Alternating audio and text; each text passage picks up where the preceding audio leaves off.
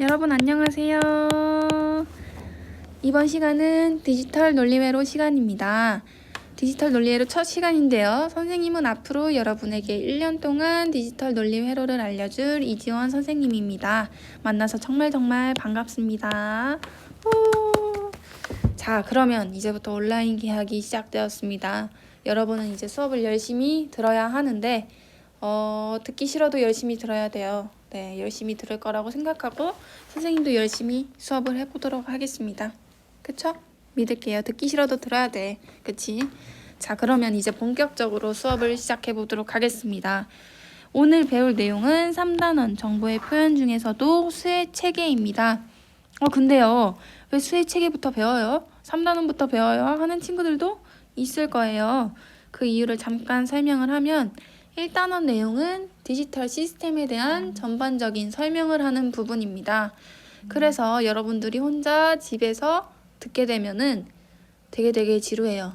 그래서 여러분들이 안 들을 수가 있어요. 그래서 너무너무 걱정이 돼서 1단원은 넘기자, 학교에서 배우자, 학교에 와서 공부를 할 때 함께 공부를 하자 해서 논리 게이트 부분부터 공부를 하려고 했는데 이 부분은 또 너무 중요한 부분이에요. 디지털 논리 회로에서. 그래서 이 부분도 놓치면 안 되잖아. 그래서 이 부분도 우리가 학교에서 함께 공부할 때 공부하기로 하고 우리가 지금부터 배울 내용은 3단원 정보의 표현 중에서도 수의 체계입니다. 3단원이 어떻게 이루어졌는지 간단하게 설명을 하면 진수의 변환, 진수의 연산, 그리고 다양한 디지털 코드 이렇게 이루어져 있습니다. 이 부분에서 진수에 대한 얘기가 엄청 많이 나올 거예요. 진수. 여러분들 진수에 대해서 들어본 적 있어요? 들어본 친구들도 많이 있겠죠. 그래서 이 진수에 대해서 오늘 한번 배워보도록 하겠습니다. 진수는 또 다른 말로 진법이라고도 합니다. 수의 체계를 의미하죠. 바로 수의 체계를 의미하는 진수에 대해서 오늘 한번 배워볼 건데 우리가 일상생활에서 가장 많이 사용하는 진수는 십진수입니다. 가장 많이 사용하는 진수는 십진수라고 해서 0부터 9까지 총 10개의 수를 이용해서 표시를 합니다. 그리고 컴퓨터, 디지털 시스템에서 많이 사용하는 진수는 여기 나오는 이진수입니다. 이진수는 0과 1, 두 개의 기호를 이용해서 표시를 하고요. 디지털 시스템에서 사용하는 진수입니다. 그리고 8진수, 16진수가 있는데요. 8진수는 0부터 7, 8개의 기호를 이용해서 표시를 하고 16진수는 0부터 15, 총 16개의 기호를 이용해서 표시를 하는데요. 10부터는 A라는 알파벳을 이용해서 표시를 하고요. 15까지 총 F 이렇게 표시를 해서 16진수를 표현을 합니다. 그래서 이 점을 간단하게 기억을 해주시면 되고 여기서 이진수에 대해서도 우리가 특별하게 기억을 하고 있어야 되고 16진수에 대해서도 이 부분은 기억을 하고 있어야 됩니다. 10부터 15까지는 알파벳을 이용해서 표현을 한다. 이 진수는 디지털 시스템에서 많이 사용되는 진수다. 그래서 우리가 앞으로 가장 많이 볼 진수가 바로 여기 나오는 이 진수입니다. 그래서 각각의 진수들을 차근차근 한번 살펴보도록 하겠습니다. 먼저 십진수입니다. 십진수는 아까 말했듯이 0부터 9까지의 수를 총 10개의 수를 이용을 하고 9가 넘어가면 어떻게 되죠, 여러분? 십진수에서 9가 넘어가면 어떻게 되죠? 여기서 1을 더했어. 그럼 어떻게 돼? 그쵸. 이 자릿수는 0이 되고 여기 자리올림수가 발생을 하게 되겠죠. 자리올림수가 발생을 해서 이 앞에 자리에 1이 추가가 됩니다. 자, 예를 들어서 한번 설명을 해보도록 하겠습니다. 699라는 수가 있어요, 여러분. 여기다가 1을 더할 거예요. 그러면 어떻게 되죠? 이 자리는 0이 되고 자리올림수 1이 발생을 하죠. 그 다음에 이 1과 9도 함께 더하게 되겠죠. 그러면 어떻게 돼요? 여기도 0이라는 수가 내려오고 이 앞자리에 자리올림수 1이 발생을 하게 됩니다. 그러면 이 6과 1을 더하면 7이 되겠죠. 그래서 각각 수의 자리 올림수가 발생을 하게 되는데 이 자리 올림수 여기서 중요합니다. 여기 나오는 이 자리 올림수는 숫자 그대로 1을 의미할까요? 아니죠. 여기는 무슨 자리예요? 여러분 1의 자리죠. 1의 자리를 의미합니다. 근데 여기는 무슨 자리죠? 10의 자리죠, 여러분. 그래서 이 가중치도 이 자리 올림수가 발생한 요 자릿수보다 10배가 큰 가중치를 가지고 있습니다. 그럼 여러분, 여기는 무슨 자리예요? 100의 자리죠. 그쵸? 100의 자리죠. 그러면 요 자릿수는 이 자리 올림수가 발생한 요 자릿수보다 10배 큰 가중치를 또 가지고 있습니다. 쉽게 말해서 이 1은 1을 의미하는 게 아니라 이 1의 자릿수보다 10배 큰 가중치니까 10을 의미합니다. 그리고 여기 나와 있는 요 1은 이 이전 자릿수보다 10배 큰 가중치니까 여기는 10의 자리죠? 그러면 10배 크니까 100이라는 수를 의미를 하겠죠. 그래서 여기 발생하는 자리 올림수는 이전 자릿수보다 10배 큰 가중치를 가지고 있다라고 보시면 됩니다. 그러면 3651이라는 십진수를 한번 보도록 하겠습니다. 각각의 자릿수는 여기는 1의 자리, 여기는 10의 자리, 6이라는 수는 100의 자리, 3이라는 수는 1000의 자리를 의미합니다. 그러면 이거를 간단하게 전개식으로 표시를 하면 3은 3000이라는 수를 표시를 하기 위해서는 1000이 3개가 있는 거고 600이라는 수를 나타내기 위해서는 100이 6개가 있는 거고 그다음 50이라는 수를 나타내기 위해서는 5가 5개 있는 거고 1이라는 수를 나타내기 위해서는 1이라는 수가 1개가 있는 거죠. 요거를 10의 제곱을 이용해서 한번 표시를 해볼 겁니다. 우리가 여기 10의 0, 이 웃음 표시가 뭘까요? 이 웃음 표시는 제곱승을 표시하는 수로 이 앞에 있는 10이 몇 개가 있냐 이 말을 의미합니다. 그래서 이 앞에부터 살펴보면은 10 웃음 3이라고 돼 있죠. 이거는 곧 10의 세제곱을 의미합니다. 그러면 이거는 10이 3개가 있다 라는 것을 의미하죠. 10을 3번 곱하면 어떻게 되죠? 1000을 의미를 하죠. 그래서 이 10의 세제곱이라는 것은 이 1000을 의미를 하게 됩니다. 그럼 10의 제곱은 10을 2번 곱하면 어떻게 돼요? 100이 되죠. 그래서 이 10의 제곱은 요 100을 표시를 한 거고 요 10의 1제곱은 10 그대로를 의미를 할 거예요. 그쵸? 그럼 이 10의 영승은 뭐예요? 우리가 여기서 기억해야 될 내용이 있는데 어떤 수의 영승은 1이 됩니다. 여기가 8이 되든 16이 되든 2가 되든 10이 되든 어떤 수의 영승은 1이 됩니다.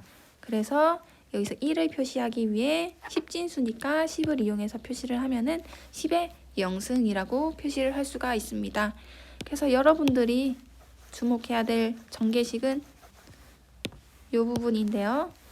우리가 10의 제곱을 이용해서 전개식을 표현을 할 수가 있습니다. 왜 10을 이용해서 표시를 하죠? 이 10진수는 각각의 자릿수가 10배 큰, 이전의 자릿수보다 10배 큰 가중치를 가지고 있기 때문에 10을 이용해서 이렇게 자릿수를 표시를 할 수가 있습니다. 이해가 되나요? 그러면 다른 진수를 함께 보면서 다시 한번 설명해 보도록 하겠습니다. 다음은 이진수입니다. 이진수는 0과 1 두 가지의 수를 이용을 합니다. 디지털 시스템에서 가장 많이 사용되는 수죠. 그래서 이 이진수로 표현된 1001이라는 수에 대해서 한번 살펴보도록 하겠습니다. 여러분 여기 1001이라는 수가 있는데요. 이걸 착각하고 1001이라는 수로 읽을 수도 있어요.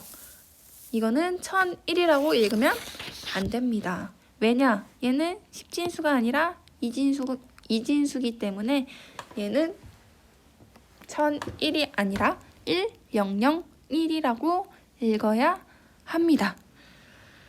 그래서 이진수로 표현된 수를 보면 1과 0밖에 없는데 얘를 10진수로 착각하고 1001로 읽을 게 아니라 1, 0, 0, 1로 읽어야 합니다. 자, 한번 보겠습니다. 아까 10진수에서 9를 초과를 하면 자리 올림이 되었습니다. 그럼 이진수에서는 1을 초과를 하게 되면 자리 올림이 발생을 하겠죠. 그러면 아까 10진수에서는 자리 올림을 했을 때 자리 올림이 된 수는 10배 더 큰 가중치를 가지게 됐죠. 근데 이진수에서는 2배 큰 가중치를 가지게 됩니다. 그럼 여기는 먼저 1의 자리겠죠. 근데 이 자릿수는 1의 자리보다 2배 큰 가중치를 가지고 있으니까 2의 자리가 될 거고, 그럼 이 자리는 뭐가 될까요? 2의 자리보다 2배 큰 가중치를 가지기 때문에 4의 자리가 됩니다. 그럼 이 자리는 4의 자리보다 2배 큰 가중치를 가지기 때문에 8의 자리가 되는 거죠. 그래서 자릿수를 한번 표시를 한 걸 보면은 각각의 수가 앞에 적혀 있죠. 1, 0, 0. 여기 오타가 있네요, 여러분. 0이 아니라 1이에요. 1이라고 적혀가 있죠. 1, 0, 0, 1. 자, 이거 1로 봐주세요, 여러분. 1, 0, 0, 1이라고 적혀져 있습니다. 그러면 각각의 전개식은 각각의 수의 자릿수에 각각이 나타내는 수를 곱하면 되겠죠. 그래서 1에다가 자릿수인 8을 곱하고, 그리고 0에다가 자릿수인 4를 곱하고, 0에다가 자릿수인 2를 곱하고, 1에다가 자릿수인 1을 곱했습니다. 그러면 얘를 2의 제곱승으로 표시를 할 수가 있겠죠.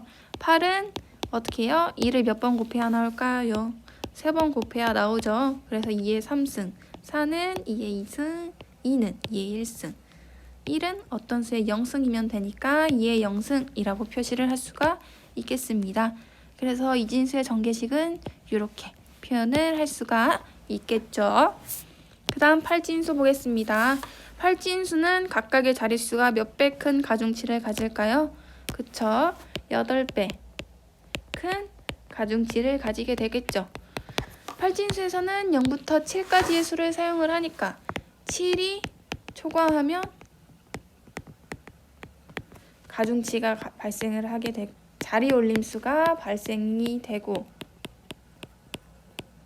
각각의 자리 올림수는 8배 큰 가중치를 가진다.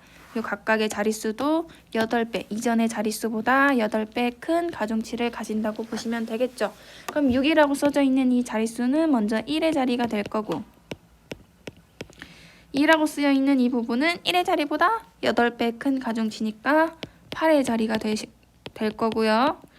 이 5라고 써져 있는 부분은 8 곱하기 8. 8의 자리보다 8배 크니까 64의 자리가 되겠죠. 그래서 한번 보면은 5 곱하기 64. 5 곱하기 64. 5에다가 자릿수인 64를 곱하고, 그리고 2에다가 자릿수인 8을 곱하고, 마지막 6에다가 자릿수인 1을 곱했죠. 전개식을 이렇게 표현을 할 수가 있는데, 8의 제곱승을 이용해서 표시를 하면은 64는 어떻게 나와요? 그쵸? 8을 2번을 곱해야 나오니까 5 곱하기 8의 2승, 다음으로 2 곱하기 8의 1승, 6 곱하기 8의 0승으로 표현을 할 수가 있습니다. 마지막으로 16진수를 보겠습니다. 16진수는 0부터 F까지의 수를 사용을 한다고 했는데요. 0부터 9까지는 그대로의 수를 이용을 합니다. 근데 10부터는 어떤 수를 사용을 할까요? 그쵸? 알파벳을 이용해서 표시를 합니다. 10은 A, 11은 B, 12는 C, T, E, F.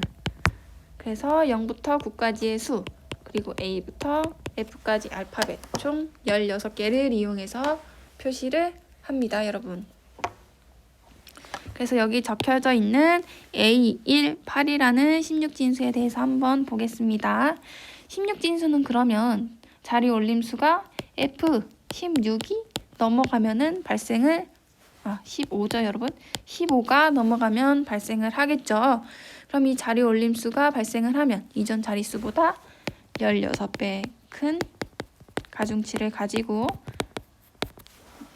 이 16진수에서 각각의 자릿수를 한번 살펴보면 이 8이 적혀있는 자릿수는 1의 자리가 되고 이 1이 적혀있는 자릿수는 뭘까요? 그쵸? 16배 크니까 1의 자리보다 16배 커야 되니까 16의 자리. 그러면 이 A가 적혀있는 자리는 16의 자리보다 16배 커야 되니까 16 곱하기 16이 뭘까요? 256입니다. 256의 자리가 됩니다. 그래서 전개식을 표현을 하면은 여러분 A를 숫자로 표시를 하면 뭐죠? 그쵸? 10이죠.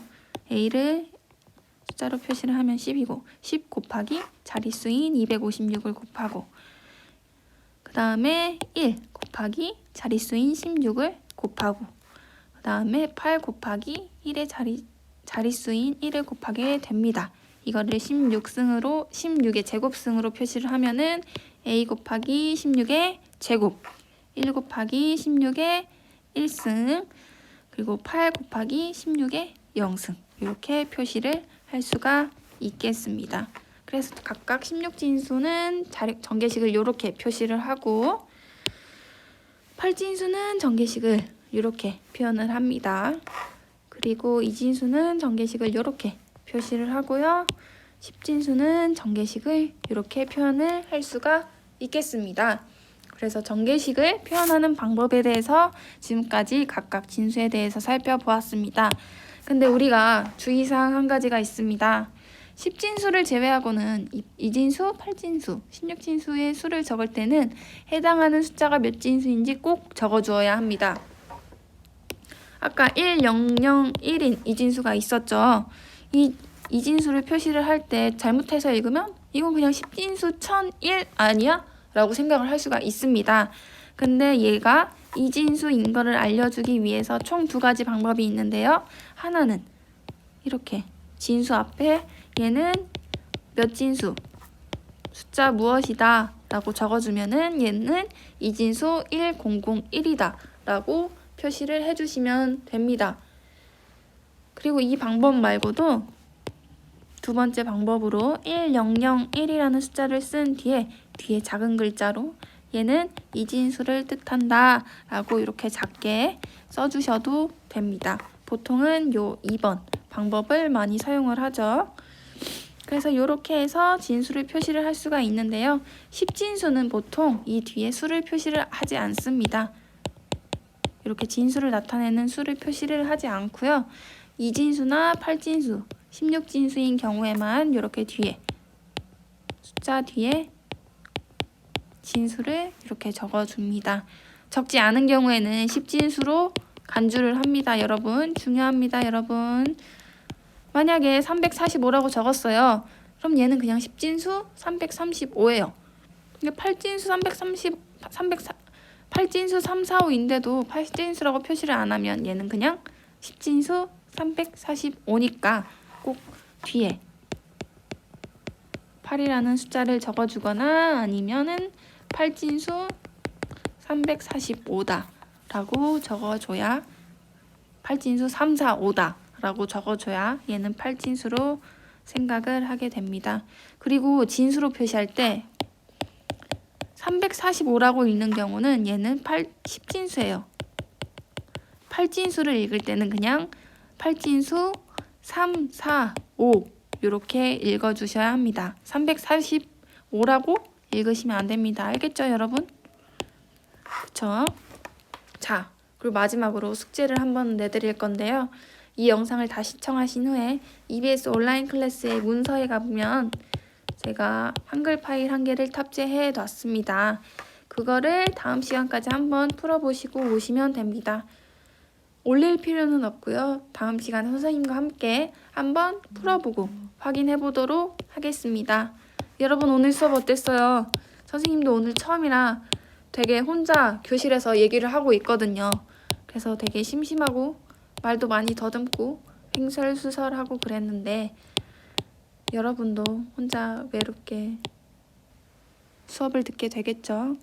힘내시고 다음 시간도 화이팅 하시길 바랍니다. 여러분 안녕.